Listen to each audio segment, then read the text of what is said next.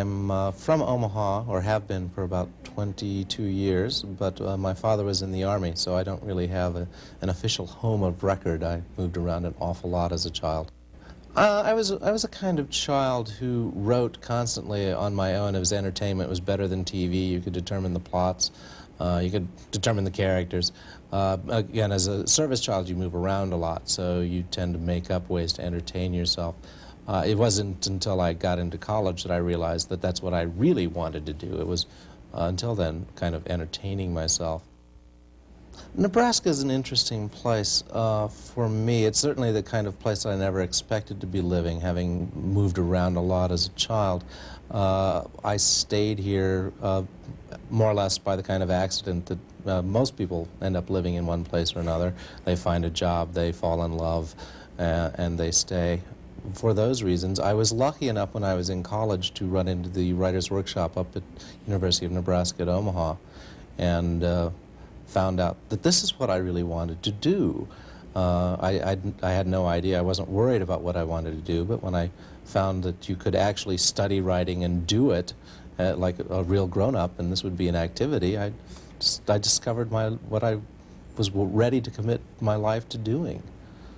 And then I've stayed here ever since. It's an interesting place. It's kind of a forgotten place in some ways. I'm very attracted to the notion of living in this place that most people don't know much about. Kind of makes it, it's a comfortable place to live, obviously. And it's also a place that, you know, as a writer, is pretty much my own territory now. I can do whatever I want. It's not overdone.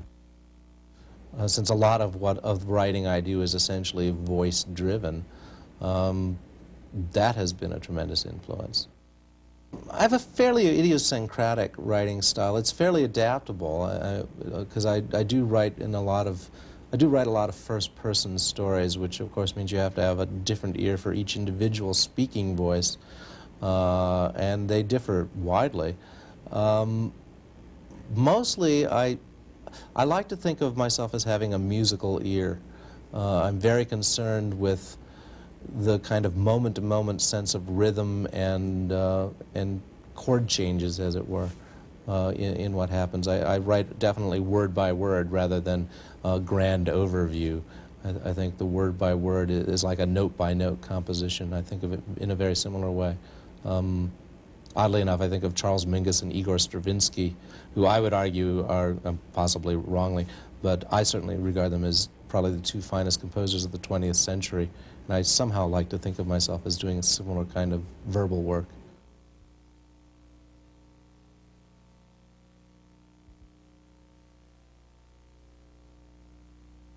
How many of you know something about Nikola Tesla?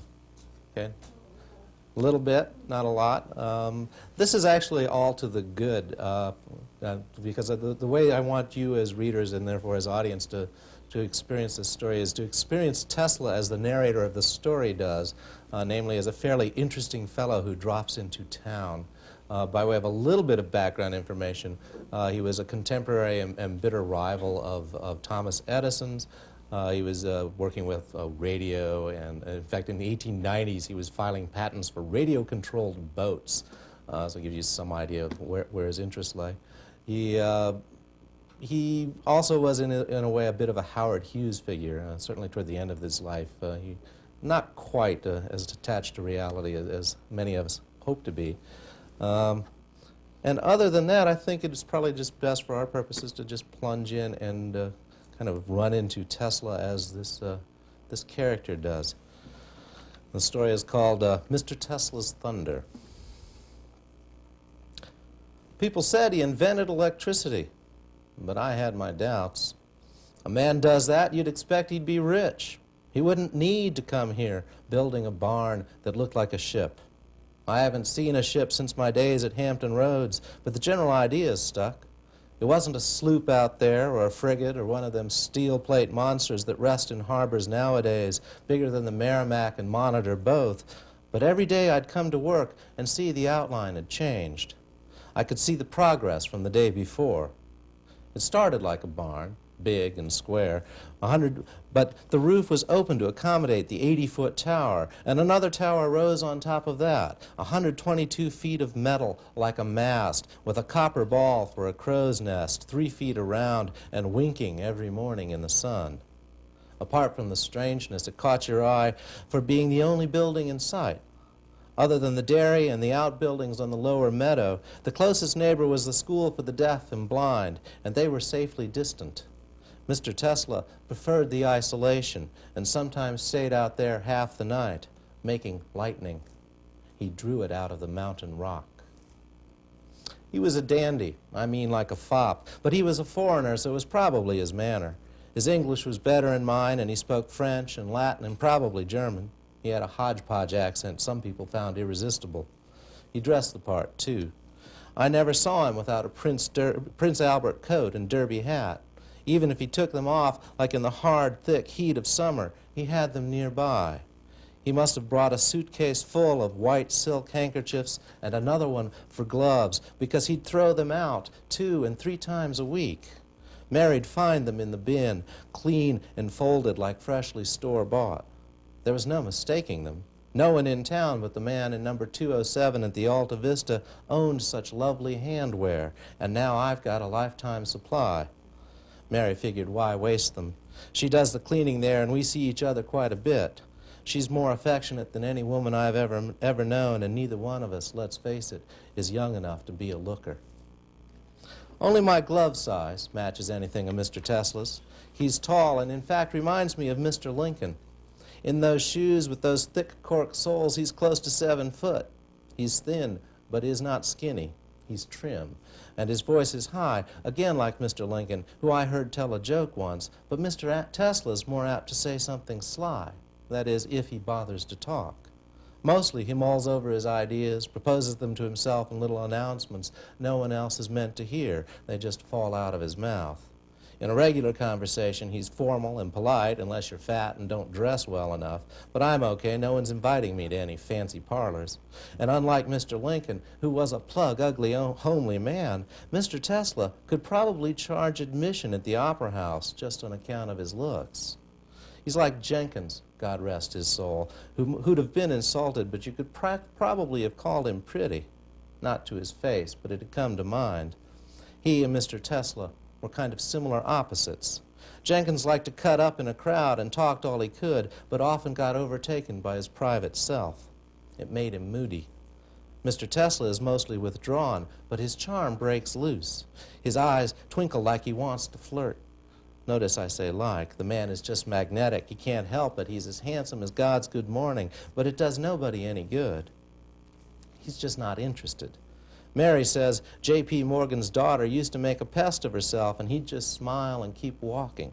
But he'd always come back to her afternoon teas. My guess is he liked the smell of money. He wasn't rich, but acted like it, like money was his due. I think he understood the need, but not the daily particulars. Money's money, it's there. Paying bills escaped his notice, but collecting donations kept him busy. Not while he was here, though. I never saw a man so single-minded. There was no such thing as a day of rest. My shack's not far from the barn ship, about 15 minutes of mostly uphill walking, so I knew he rode in most every day. Bad weather was no deterrent. He'd come in under a slicker, his long legs dangling over the buckboard sides, and be sort of startled when the horses stopped, like he'd forgot this wasn't New York. One day, Mary let me into his room. He'd left instructions he'd do his own dusting, and she had to admit he kept the place neat. Neat, I said. This is more than neat. I showed her my fingertip. You don't clean on top of the door sill. I can't reach it, she said. Even if you could, this is spotless. There wasn't enough dust even to brush off, but I wiped it on my pants out of habit. This is Sunday afternoon. He hasn't even got dirt on his doormat. And what about them towels? 18 of them. Every day, she said, and 18 napkins with dinner. Does he use them? Every day. She shrugged. And he's got these rubber pads. I was looking in his drawers myself. He had stacks of starched shirts, but underneath the 9th one, second stack over, he'd slipped a photograph. It showed a canceled check $1 million made out to his name on the account of the Westinghouse Electric Company. Well, maybe the rumor was true. He did invent electricity, and they bought the rights. Looked like they got their money's worth, too, 100 times over at least. Whole cities are lit up these days, and not just the big ones. Look at us. That's why he came here, rumor has it. We've got power, but it's not used up. The city doesn't need every volt. For a man who'd made $1 million, he didn't have much to show for it. Gloves and handkerchiefs aren't much of a vice, and the Altavista is okay, the best in town, but he spent most of his time at the barn ship, and most of his money. Those experiments couldn't have been cheap. Shipping in the gear alone would wring my wallet dry. He did a lot of work at night when the city's power use was low. Good planning, but it wasn't enough, not the once. Mary said, "Did you see those pads?"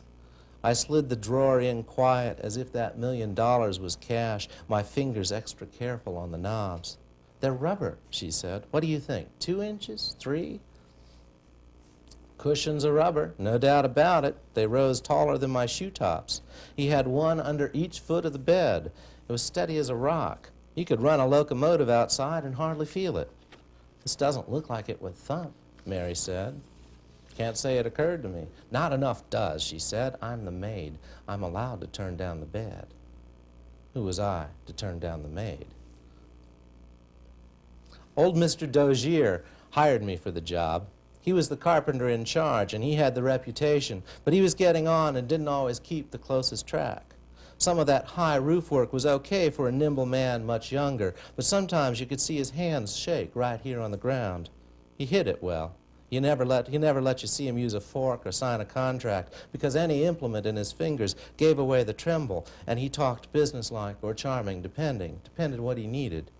But Mr. Tesla, I expect, carried the charm in their initial conversation, because he could talk rings around most people and still be clear. You'd get his gist, but realize you'd never think to say it that way if you tried till kingdom come.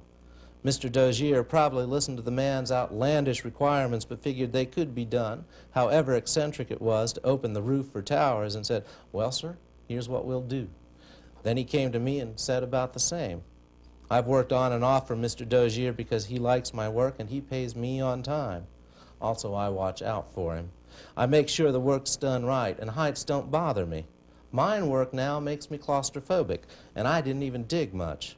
I was good with explosives, but that's been a while too. Building the barn ship went pretty well. We started in late May, and Mr. Tesla's crew was assembling equipment by early June. For some reason, he only wanted one window way around the back, and that had to be boarded up because kids kept coming by to watch. I can't say I blame them. He had this coil, he called it, in a frame. It was 52 feet across and 9 feet high, and when he or that poor Mr. Zito of his pulled the switch, it was like living inside a storm cloud. The barn ship filled with snakes of lightning. He called them streamers. The air crackled and boomed. You could smell it burning. You could hear it 10 miles out. I don't know how we stood there to watch, except it was like a vision. Heaven or hell, I couldn't say, but it made your skin rise on your bones. I could see why Mr. Tesla took no real interest in the ladies. Your body was so fired up, so alive with electrical charges and all inside like a new kind of blood, that there wasn't much special in the touch of a woman. I was trying to explain it to Mary. I'd spent a lot of time at the barn ship, building it first and then just helping out, loading stuff, doing little chores. I was paid, of course. Mr. Dozier saw to that. Mr. Tesla didn't seem so reliable. But I showed up just to be there. I'll never forget the day I dropped my hammer. Mr. Tesla had been working all night. His towers crawled with lightning. One afternoon, my hammer fell out of my hand, and when I retrieved it, a little jag of lightning sparked up. It connected the metal with the stones. I could make it dance, I said. It did a little jig between hammer and earth, and it made my arm tingle. It was like nothing else. "Not even like this?" said Mary. "Not even right here?" We were in her room at night with the lamplight a pleasant dusty orange. It does wonders for romance. The incandescent bulb is harsh to my taste. It's a shame it's catching on. We lay there talking while Mr. Tesla's thunder rolled across the mountains. "Not even if I don't use my hand?" Most days her mouth will make me gasp. That night I wasn't in the mood. Or are you just saying there's nothing special about this woman? And next thing I knew, she was crying. This all started after borrowing his bed. I didn't want to do it anymore. Enter his room, that is. We'd enjoyed the Alta Vista's hospitality on many occasions. The pass key is a fine device. But Mr. Tesla's room, despite our rambunctious fun, seemed to disapprove, or we seemed out of place. Or I did. I had no business looking through his shirts. His personal papers did not belong to me. That room felt like Mr. Tesla's mind. I held Mary till she fell asleep. She lay with her head on my shoulder, snuffling there like a child, a woman near to 45, maybe younger, it's hard to tell. She keeps herself all right, but it's not been an easy life. She's worked about as hard as me, and harder, because women do. They get used to solitude and cope with it better in men, but like it less. She's a real champion. Never had a husband, but didn't turn slut or spinster either. Most women alone, or most men, go crazy one direction or the other, but she stayed balanced, took her comfort, and not turned bitter. She's not one to let the mirror lie. She's got a sort of mudslide skin running down her cheeks. It's not ugly, but it's not peaches and cream. She's slight and will be gaunt, but in a gown from Boston or San Francisco, I think she'd hold her own. But not for long, she's starting to think. I don't always share her enthusiasm for a romp, so she conjectures my eye has strayed, but I'm no fool about the mirror either. I lay there, quiet, her head a weight that put my shoulder to sleep. The lamp guttered out, empty, and the only sounds I heard were Mary's gentle breath and the boom, boom, boom of thunder on a clear and star-filled night. It's a good thing we don't shoe cows. As it is, I wonder if the town herd's been curdled, but no one's reported any problems, least of all Esau, who does most of the milking. Some mornings, if I'm up and ambitious, I'll give him a hand, especially since he's not keen on the barnship being on pasture property. That was arranged without his say-so. Set on the lower meadow, Esau can't really see the barnship, but he spits in its direction. If I take a detour, I can stop by and hear him gripe. Then I go up and see things for myself. Also, Mr. Tesla likes his crew available on a whim. Mr. Dozier's there day and night. Mr. Zito and Fritz Lowenstein he's brought from New York, leaving behind a Mr. Scherf, whose name is on all the railroad forms when Mr. Zito and I ride in to pick up new equipment. Mr. Tesla's made a few snide remarks about Mr. Zito, who must have gained some weight, but it's Fritz I'd worry about. That man's out here with nothing but a bottle. Mr. Zito works himself ragged for $15 a week he never sees. The money goes directly back to his wife. I don't know how he lives. Esau doesn't know how the cows produce. They must get used to the constant thunder and find some way to sleep. It ain't natural, he said. Thunder without rain. The man is doing it himself. Doesn't this strike anybody as strange? Esau asks me about the run of town opinion because I go in more often. Next to him, once a year would do it. I'm not more sociable, but I'm willing to go, so he assumes I am. He's more skittish than his cat. I was toying with the little critter and also had my head pressed deep into cow flank. It helps you avoid a clumped tail. The man is making lightning, said Esau. He's talked the city into letting him use prime dairy land, and they're giving him electricity for free. They ran lines all the way out here, and he's busy making his own personal lightning storms. They're as big as the peak itself. The cows aren't spooked, but I sure am. Esau's cat crept low to the ground. She thought she was stealthy. I think it's a death ray. That's what it is. He's building a death ray. He's going to kill 200 or 300 people at a pop. I twisted the teat sideways and caught the cat right between the eyes. Ass over tea kettle it went. He's got the whole mountain charged. You ain't alarmed by this? You never seen the horses try to walk? No, I said. What do you mean? He'll be up there full throttle, the whole sky will be lit up, and the horses can't even put their hoofs down. They have to run. They can't stand it. I lifted my head to look at him. He had 2 full pails pulling him to earth, but his neck tendons stuck out like braces. Esau's already a man whose parts show through. You can see his bones and muscles. They bolt, said Esau. They got shocks running through their shoes. They got hoops of metal nailed into their feet. Electricity runs right into their legs. He slips a switch and the whole mountain's a dynamo. It ain't safe anymore. It's going to kill us all. He's already zapping the horses. Just look at him dance. My head smacked sideways and I nearly fell off the stool. It felt like I'd been clubbed. Little cow hair welts were rising. There was a close odor of manure, but at least it was dry. You could pick off the chunks. The cow lowed contentedly and twitched its tail again. Esau said, "I'm sorry, I didn't see it coming. I'd have warned you." "It happens," I said, and noticed his cat on his hind legs. Head in the pail, it was lapping warm milk just to spite me. I remembered Mr. Tesla's cork shoes and knew that Mr. Zito had a pair. I could see wearing them in the barn with the power on, but Esau said it was the whole mountain. Mr. Tesla had filled the ground with electric fire. The coil sucks in butterflies. They get caught in a whirlwind of electrified air and hit against the coil. It's hot enough, I'd think they'd fry, just sizzle into nothing, but they melt and stick to it like glue or eggs. The goo is easy to scrape off. A little elbow grease will do it, but it takes some time. They have to turn off the coil while I'm up there on a ladder, climbing around like a monkey with a putty knife. It slows the experiments, and Mr. Tesla's got a deadline. One day he said he needed to send a signal to Paris. He didn't tell me. I overheard it. "There's a telegraph office in town," I said. I was inside the frame with one foot on the coil, the other on the ladder. I don't think he expected me to speak. He knew I was there. He could hear me scraping. Mr. Tesla could hear a watch ticking 3 rooms away. It was loud as a finger snap right in his ear. He said, "Am I to believe you can hear my thoughts?" "No, sir, just your voice. I didn't mean to interrupt." "I see. I spoke. I didn't realize." "The telegraph office isn't far from your hotel," I said. "In Colorado Springs, nothing is far from my hotel. Thank you," he said. "I need to send a wireless signal." Wireless meant semaphore to me. I said, "Excuse me?" "Wireless," said Mr. Tesla, "without the telegraph or the poles or wires. It is my intention to transmit a message from Pike's Peak," and he pointed several directions, his hand flipping like a weather vane, "to Paris when the exposition opens next year." He told the same story to some reporters not long after.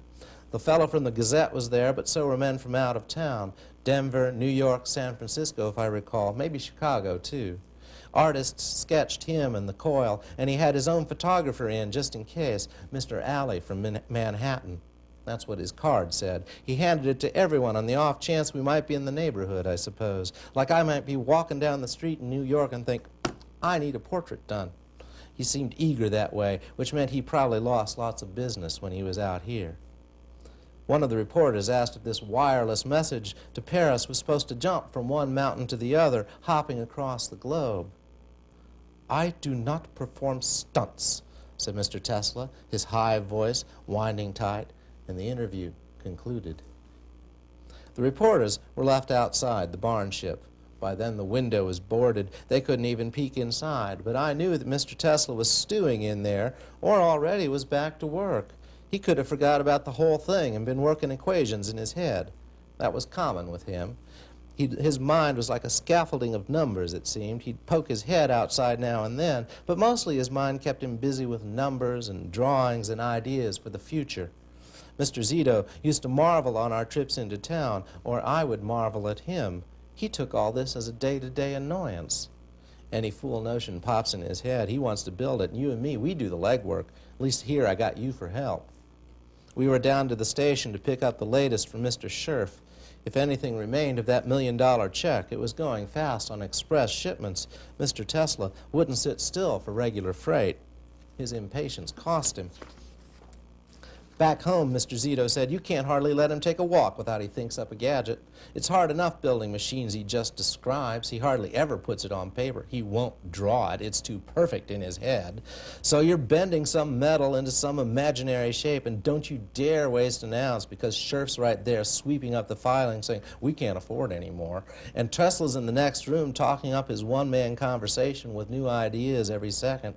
If he'd give me a week, I could get it done, but he's got to show it off to the swells, bring them in for tours, make them part with their money. It'd be simpler if he'd just take a nap, but he's always thinking what to do next. Tomorrow? He did that last week. Mr. Zito was right. Mr. Tesla laid out 20 or 30 years like a map. I can't say he's right or wrong. I probably won't live to see it, but what he thought, he expected. He acted like he knew. Maybe the future sends him signals. Jenkins had that gift, but I'd call it a curse. Jenkins knew the day each one of us would die. Mary said we should try his room again. Just for luck, she said. Just once. We'll be courting good fortune. I didn't know he'd had any bad. You've got no imagination. She's right about that. I think I lost it in the war. I used up my flurry of it enlisting. I was a young kid, hot to sign up. It was patriotic fever. I didn't give a damn whether a colored man got paid and still don't. I mean, he should now. He's got the right, but that wasn't my impulse. It was war, by God. It was something to do, and I was afraid it'd end. I wrote the number 18 on a scrap of paper and slipped it in my shoe. That way the man across the table got an honest answer. Are you over 18? Yes, sir, I am. Sum total imagination of my life right there. Appomattox just meant I never had to load another cannon. It's hot, sweaty work that'll make you deaf. A few years in the mines wasn't much better. Fire in the hole, I yelled it hundreds of times and scrambled, never got more than cut or scraped by flying rock, but the blast pierced into my ears. Every detonation was a burst of pain. It seemed like a good time to quit. I was 30, had no prospects, but more of the same. I might as well not hurt. As a kid, I hated farm life, but you learn enough to make a living. You can do odd jobs, and somebody will pay to have them done. It's not much, but how much do I need? Mary says extra luck never hurt anyone. Seeking it's not a crime. Trespassing is, I said. It's his room. We should leave it be. I was being persnickety, and we both knew it. We hadn't been back since the one time, and we'd never made a habit of using occupied rooms. They were nicer than hers and nicer than my shack, of course, but the Alta Vista's hardly ever full up. A Mr. Tesla coming in to rent one room for 6 or 8 months isn't an everyday occurrence, and neither is us making use of an empty bed. It happens, but not regular, and we got our choice of vacant rooms. It had been well over a month since we'd bounced around on that rubber-cushioned bed, and I'd put no thought to returning. It was too eerie for me, aside from the simple bad manners, or even the sheriff's opinion of me fingering that $1 million photo tucked among his shirts. The truth was, Mr. Tesla was alone wherever he went. It took no genius to spot that. I didn't belong there. That room was where he felt lonely or joyful or just sat on the bed paring his toenails, where he'd take off his collar and lie down, alone with the noise in his head. But that bed's electric, said Mary. Couldn't you feel it? I felt plenty. We were in her room now. We'd just finished and woke up to ourselves. I usually do. It's him, though, she said. It's him being there. I just got an especially helpful feeling from it all, like I'm in for a run of luck. Then don't push it, I said. Going back would look greedy. If you really owed some luck, it'll come. I leaned in for a slow, luscious kiss because Mary looked so tender and hopeful I thought she was going to cry, and that made me feel happy, too. I got my lips on hers and felt myself stir more sudden than usual when boom, kaboom, boom, you could feel the sky smack against the earth. It shook our little room. Out east, the air flashed blue and the sky pounded down again. It had been a clear and lovely night, not a hint of rain. Mr. Tesla, I said, he sure keeps himself busy. And then we heard shouting all around us. It was startled and angry, and it seemed to spread. In the building, outside, people were furious, you could tell. It wasn't like no one had ever heard the thunder before, even if it was the biggest noise I'd heard in my life. And that included standing near the coil while Mr. Tesla sat in a field chair like a nonchalant general with millions of volts sizzling in the barn ship's air. It was like a blue-lit dream of noise, and I knew he was out there having another. What is all the racket? Mary asked. I clutched a sheet around my hips and peeked out the window, which turned out to be one of not many others lit. A few lamps, and here and there people had found some candles, but otherwise it was black. Every incandescent bulb was out. Mr. Tesla had sunk the city into darkness. Esau roamed the pasture like an exhausted ghost. The nightly crash of thunder destroyed his sleep. The sleeplessness destroyed his mind. He kept his job, but he wasn't fit for human company. If Mr. Tesla hadn't left in January, Esau might not have lasted among the cows either. The barrage would have broke him. He was almost 40, born just before Fort Sumter, but I've seen veterans no worse off. He counted Mr. Tesla's sins. They weren't the conventional sort, nothing you'd hear about in church, but Esau tabulated their weight and knew there was a total. There had to be a total that would seal Mr. Tesla's doom. He walks the earth, but he's not part of it, Esau said. He defies the laws of nature. Blowing out the electric company, of course, only proved that. You know what happened the other night, said Esau. You know it was that man's fault. I knew it at the time, but Esau had some details. He's trying to shoot lightning across the earth. He's trying to use it for himself. He's got the whole world hooked into that barn. He wants all the lightning in the world wired into it. Lightning comes from the earth, you know. It don't come from the sky. That's just God's way of fooling us, but that man's got it figured out. He wants to shoot lightning like a gun. It's all pulled in from this mountain, and he's up there. He's flipped that switch. He almost broke that sky open. What do you think will happen when it cracks? He almost did it then, and that Mr. Zito thought he died, but he can't die. That's why he's patient. He's just waiting. He's waiting, working and waiting. And that thunder, that thunder ripped me up. I felt it in my bowels. It tore me loose. It ripped right up my spine, and then it quit. It quit dead, no question. It stopped. He got on that phone right away. He called them down there. He called the power company. He said, "Why'd you cut me off? I need more power." And they told him, "We didn't cut you off. You killed us." And it's true. He knocked their power out. He set their generator on fire. That's why the city went black that night. The whole world's power backed up and exploded it. That man is going to kill the whole city. That one man, you wait till he's perfected it. You wait till he's got it working. Mr. Tesla didn't blow up any more generators, but I don't think anything was perfected either. He left in disappointment, but he took away some new ideas. I know that. Mr. Dozier told me. And you could see they occupied his thoughts. His work here didn't prove all he wanted, and of course it was, a lot of it, contrary to sense. He did believe the earth was filled with lightning, or electricity at any rate. But whether his coil put it there or it rose naturally, I couldn't say. I will state that before his arrival, you could walk and scuff your feet and not see sparks jumping between the grains of sand. He explained it once. He described the Earth's inner lightning in terms of pulses and waves and periodic fluctuations. I took him to mean that the Earth vibrates, but if I stand in that pasture, the world looks still as ice. My hearing's not the best. Mr. Tesla's amazes me. I once saw him wince like a wounded man because a fly landed on a table. I couldn't even hear the buzz, but lost hearing puts you at a distance. So much happens that you don't notice. It's like a scarf of quiet air is thick against your head. It's easy not to listen beyond it. Mr. Tesla, though, had ears like an open sore. The smallest sound pained him. I saw the fly land on a sheet of paper, and I saw Mr. Tesla's expression at the impact. He didn't see the fly until he whirled around to look. What was that excruciating noise? I didn't have to hear a sound to understand this, but his ears were extra alive, the way mine are slightly dead. How he sat there, Mr. Tesla did, with such hearing that a fly's footfalls were an aggravation, I do not know. He stuffed his ears with cotton like they all did when the coil boomed, but he sat taking notes, making sketches, not 10 feet away from the whip and roar of lightning that ruined Esau's sleep and made rocks crackle underfoot. It was like a dream when I saw it. I think for him it was a spell.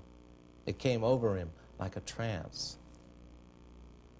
Jenkins used to wake up to perfect knowledge. He'd know that Harry'd take a mini ball in his lung, or that Deerdoff would get the runs and go in the bushes, and he'd just sit there till he died because we couldn't keep the water in him. Jenkins knew this at the first light of day. Before anybody got their bacon or coffee, it had him. It was like a fever struck him, a dark despondency like a bruise or shadow. We learned to see the signs and not to talk to him those days, afraid he'd say our names or look at us, or not. He'd avoid it. And lots of days he woke up fine and no one died, but he knew which one of us every time. Mercifully, he'd not known a thing on his own day. He was making jokes and wiggling his Peter. We'd passed some hard-scrabble farm where the cows were scrawny, but the daughters weren't. Nobody touched them because the captain was fierce on how to treat civilians and paying for what we took, which made him unpopular occasionally, but he was right. So no one touched the girls, but all that day and the next, Jenkins had a lot of fun at their expense, and he wanted the rest of us to join in and tell him what we'd do. He was collecting ideas for his reunion with Sally, it looked like. He never touched another woman ever, I don't think, except when we ran across that mammy who fried up okra and greens and served us biscuits. We delighted not to be eating hardtack for a change, and we had some chicory coffee, which takes some getting used to. And then there was that big, delicious ham. We got on the outside of that meal real quick. I know Jenkins diddled her daughter out back, but we all did. It wasn't more than a squirt, so Jenkins wasn't exactly the almanac of knowledge he wanted to be, except by anecdote and rumor. And even that he couldn't put to good use. He was walking beside me, jabbering away, plotting his homecoming, when I heard this noise, thunk, like a mallet hit against a tree. Neat as you please, a ball hit him in the forehead. This look crossed his face. It was like he could see it himself, see that little hole as round as his mouth, surprised as all hell. He couldn't believe it. And then he did. It was like the worst bad luck. And then he died. Not another one of us was hurt the whole day. Are you sure? I asked. Sure as I can be till you'd be sure too. Mary's mudslide cheeks rose slightly even as her chin lowered. Except for no palms pressed together, it looked like a prayer. She was nervous, thrilled and frightened both, waiting to see how I'd take it. This was news to me, but part of a long plan for her. Mary's frolicsome nature wasn't a woman near her change, but one afraid to face it. She was squeaking by, her last chance, she figured, for a baby. I can go away if I have to, she said. I've decided that. Decided, maybe, but I'd have bet she hadn't packed or looked at a train schedule. For that matter, I wasn't sure she could read. She knew her numbers. Money always ran in her favor, considering she wasn't paid much. She was real good with any given moment. But a life alone, just her and an infant, that wasn't as thought out as she'd have liked me to believe, which she knew. She was gambling on my goodwill. I've never been an object of faith. Except in the war, there hasn't been a reason for that kind of trust. No one to put their life in my hands. No one to base a future on my participation. And they sure didn't take the chance first, then see what I would do. Seems to me you might have to move, I said.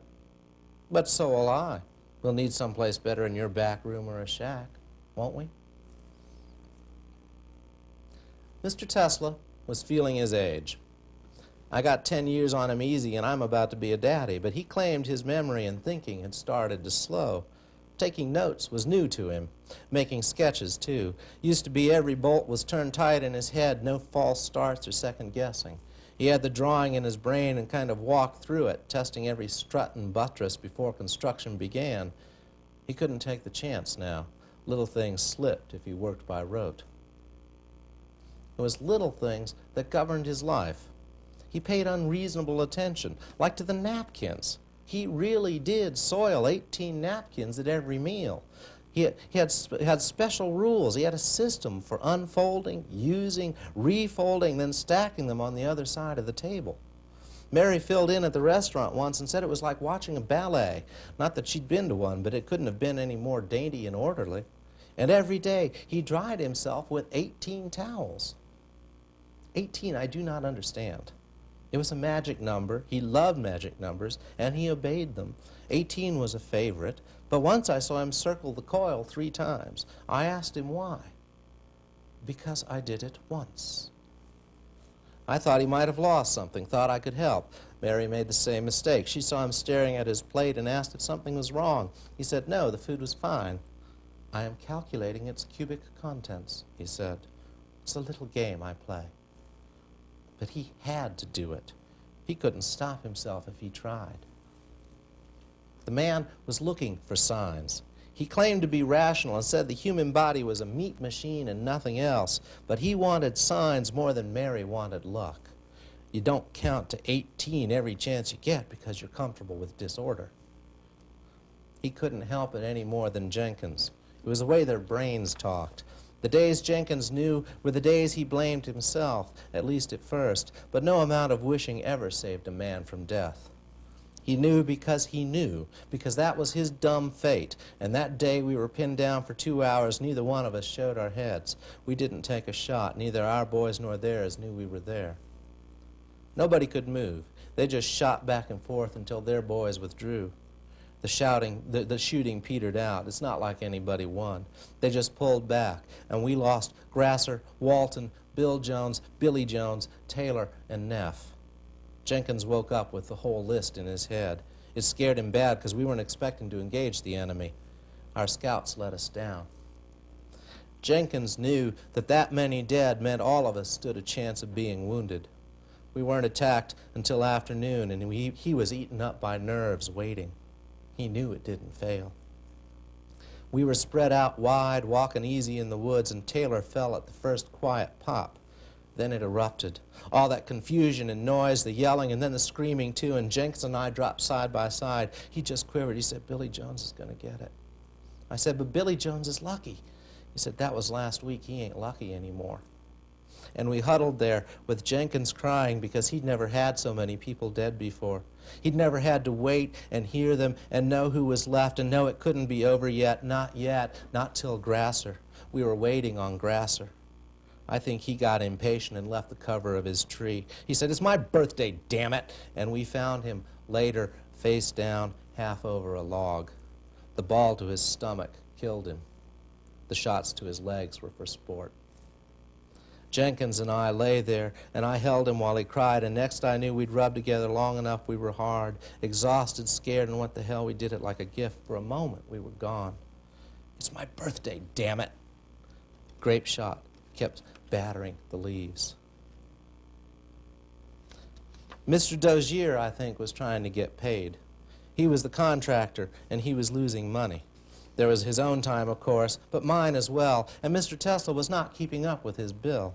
He'd even sent Mr. Alley home, at least for the night. No spectacular lightning show was scheduled, so no posing by the coil was required. No fireballs were planned, no jagged rips across the sky.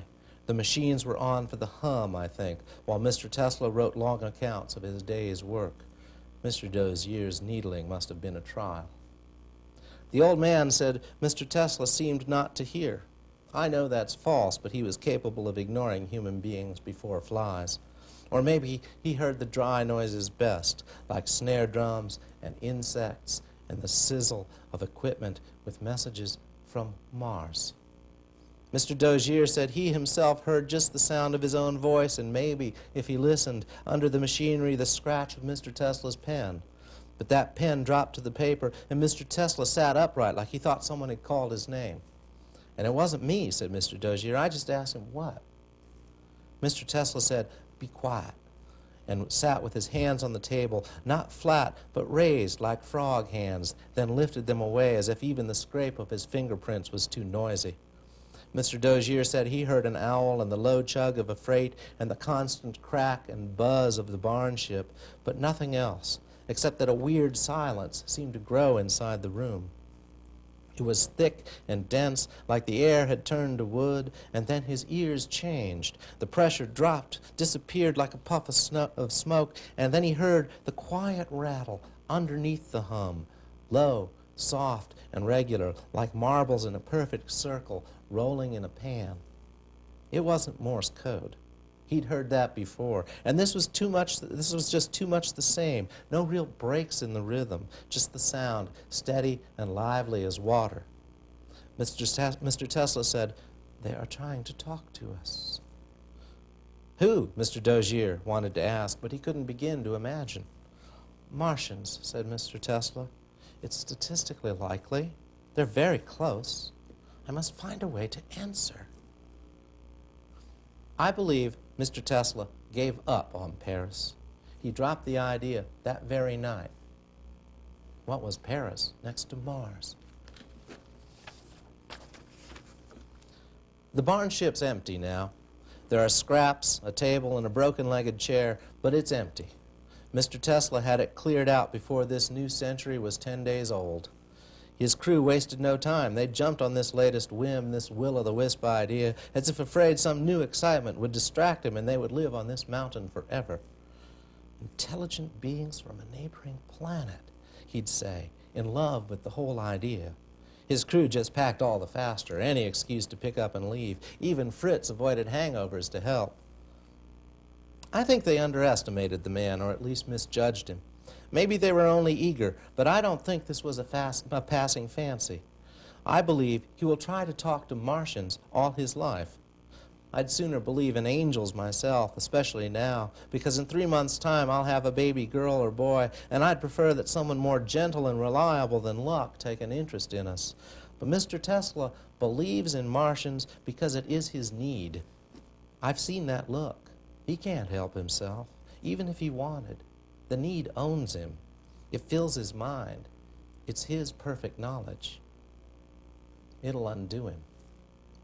Jenkins got his proof. He'd wake up knowing, and people died. He could not deny it, but Mr. Tesla, unless these fellows visit from up there or he perfects his wireless telegraph and shoots it into space, will only know it in his mind. It will be as big a burden, but not one soul will believe him. Not a sane soul. And I know he will not keep it secret. He will try to tell the world. In New York, he'll have all the reporters when he wants them. He drew them here in summer when nothing had been done. But only lunatics will believe him. And children, maybe, but lunatics for sure. And I wouldn't be surprised if they camp outside his house and he sinks deep into the noise inside his head. He will retreat until it's quiet, and that will be his proof. And then he will write the number that speaks like a revelation. He will write how many times 18 travels between here and Mars, and that will be the number it takes for them to arrive. Esau picks among the timbers of the barn ship now. At dawn, he is a stick-like shadow. He has forgotten how to sleep. Every winter, someplace he'll find them. I will leave a pair of Mr. Tesla's fine gray gloves. I know he will wear them. He can't abide the silence now. He is lost without the thunder. Thank you very much.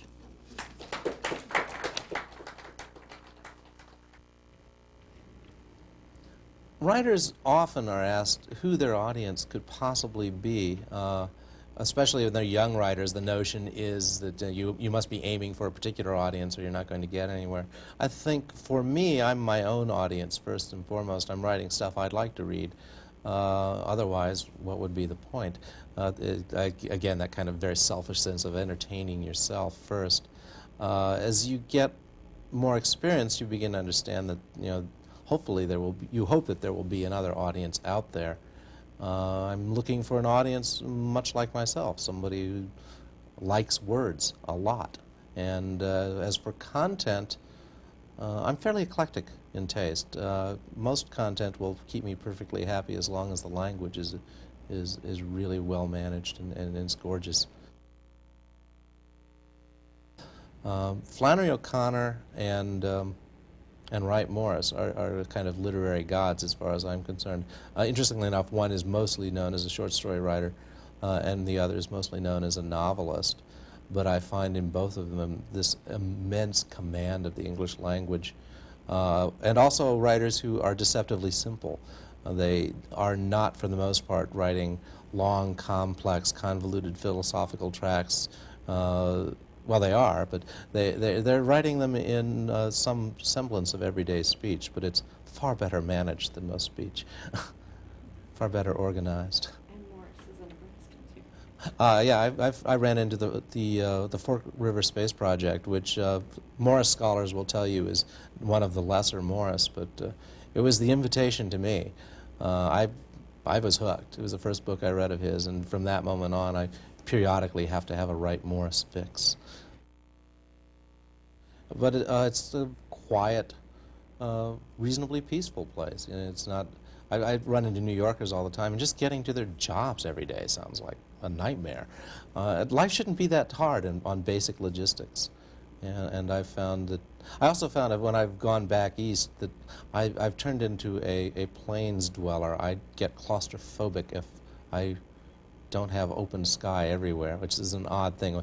The East Coast is so wooded, much less the cities, that I find myself feeling nervous, which is something I would have never expected, but after 22 years here, I suppose I've become a plains dweller, definitely. I've certainly found myself drawn to the landscape more. I've just finished a piece called Native Hunters, which is about fossil poaching in outstate Nebraska.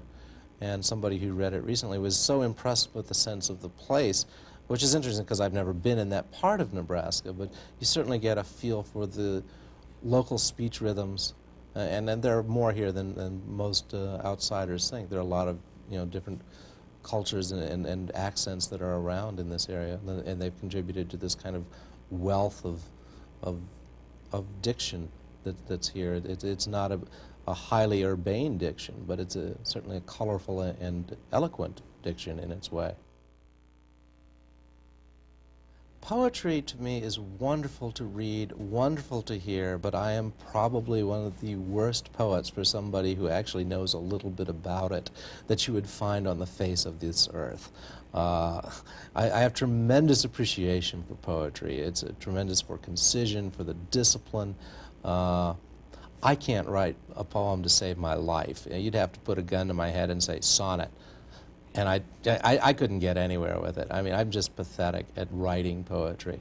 And yet that same intense concentration on word-to-word motion and consonants clashing against each other is what I find interesting in writing prose. I think that they require the same kind of discipline and attention to small things, certainly because I'm very concerned with motion and rhythm.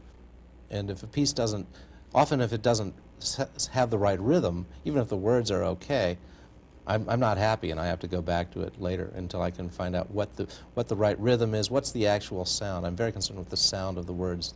I write a lot by ear. I sound out a lot of things by ear. Editing fiction for a magazine is an interesting job. I discovered it's one of the first jobs I ever had that I actually like rather than tolerate. I spent a lot of my life in my adult life in a blue-collar setting, and had written on the side. And then I was given the opportunity to be a fiction editor, and discovered that I loved the work. As for a day-to-day task, you are seeing enormous amounts of stuff come through the mail every day.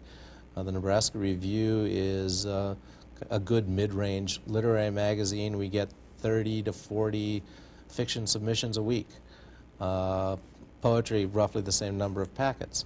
So you have this enormous amount of stuff you have to go through. The joy of it is finding that magic language that is so wonderful, whether it's a very conventional piece, very well told, or whether it's extremely avant-garde and adventuresome. I don't really have one leaning either way. I'm mostly looking for that sense that a writer who's really found a voice that works. And then the best part, if you're an editor, is that nobody else has seen it much yet, and you can put it out for other people. My function as an editor is to remain invisible, but to really showcase somebody's work in the best way possible. And if that means I really think a scene needs to be written differently, or maybe something needs to be tweaked in some way, I'll spend a lot of time with writers if I think it's going to be fruitful for both of us. Obviously, not all writers are going to agree with everything you say, but I spend a lot of time doing that because I think it's important that the work be highlighted as well as it possibly can be. And nobody reads in a magazine and says, "Boy, that James Reed, he sure can't edit." That's not my function. It's, "Boy, did you see that great story by Mark Jacobs?" And Susan Daniels is, "Man, what a fine piece she had there." They don't. I'm supposed to just be off. On a very practical level, I think writers sometimes, when they're young, don't understand how enormously overworked. I sound like I'm tooting my own horn, but editors are enormously overworked, and I don't think that a lot of younger writers understand the sheer volume of work that gets done. Aside from just reading it, there's also all the production and everything else. So one thing you need to do as an aspiring writer is make sure you have a nice, clean manuscript, that it's not sloppy and bad Xerox and carbons and that kind of thing, just as a real basic practical thing. I think young writers are best advised to write and write and write and really disregard, certainly when they're young, any notion of what their market will be. Generally, if you're writing well, your market will find you and you will find it, but it's going to take you a lot of time. I think writers need to concentrate on learning their craft for a long time. We start training musicians in, 5th grade. And usually by their 20s, they're starting to really be professional level. We tend not to train writers until college. We tend to forget that there's this long period, this long apprenticeship period. Charles Baxter is a writer out in Michigan who had the interesting observation. I started adding it up when he was, after he said this, well, he's probably right. It takes you about 12 years of doing it seriously before you really know what you're doing, which sounds horrendously long, but again, we start, kids learning instruments when they're very young, and I think that's true with writing. You need to do it a long time, and so the message is write a lot and be patient with it. It will come if you really want to, but it takes persistence and patience, and then of course have fun. A lot of people don't have fun with writing, and I think you should. That doesn't mean be silly or disregard it in some way or trivialize it, but if it's not fun for you in some fundamental way, maybe you need to look into another line of work. I write a lot of short stories. I've got a collection I'm trying to sell. I hope that goes well. One never knows. The market is always weird. I have at the moment 2 ideas for a pair of historical novels that I'd like to be working on, both set to a certain extent in Nebraska. There's a definite influence on living here, as I never would have considered writing anything set in Nebraska. So I will continue to write short stories here and hope I can get a couple of novels out of the place at the very least, and keep writing here. It's a very congenial place for me. I like writing here.